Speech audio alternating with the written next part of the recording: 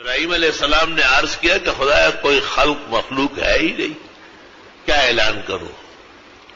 حق تعالیٰ نے کہا کہ جبل ابی قبیس پہ کھڑے ہو جاؤ یا کعبے کی دیوار پہ، اور کانوں میں انگلیاں ٹھونسو اور اعلان کرو یا ایھا الناس ان ربکم بنا بیتن فحجوا، اے لوگوں آپ کے رب نے اپنا گھر بنا دیا، یہاں حج کرنے آؤ۔ ابراہیم علیہ السلام جیسے مؤذن اذان دیتے اس طرح کانوں میں انگلیاں دی، اور جتنی طاقت تھی ان میں ایسی زوردار آواز لگائی۔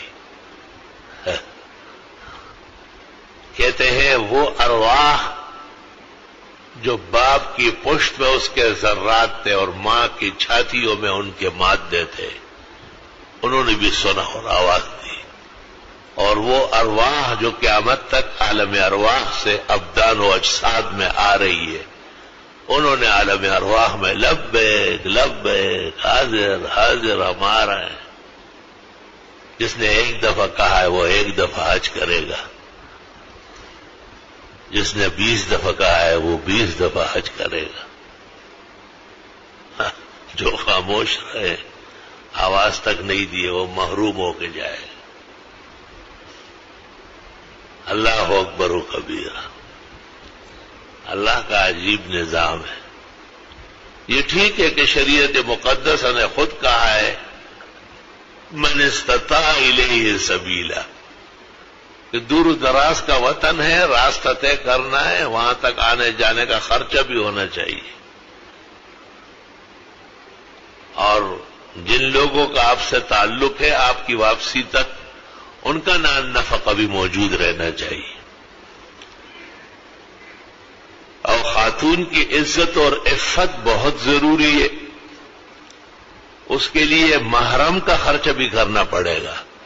محرم اس رشتہ دار کو کہتے ہیں جس کے ساتھ کبھی بھی نکاح نہیں ہو سکتا، جیسے والد، نانا، دادا، ماموں، چچا، تایا، بیٹا، بھائی، پوتا، نواسا، ان سے کبھی بھی نکاح نہیں ہو سکتا۔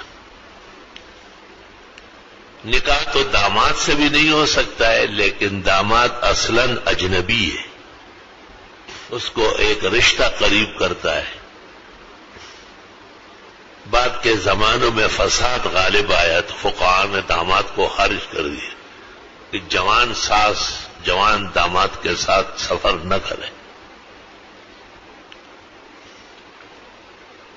ایسے بھائی یا بیٹا جو باہر کی باتیں گھر پہنچاتا ہے اور فضول فحاشی کی قصے کہانیاں سناتا ہے، اس کو بھی منع کیا ہے کہ یہ بھی محرم نہیں ہے، یہ بھی عزت پر ہاتھ ڈال سکتا ہے۔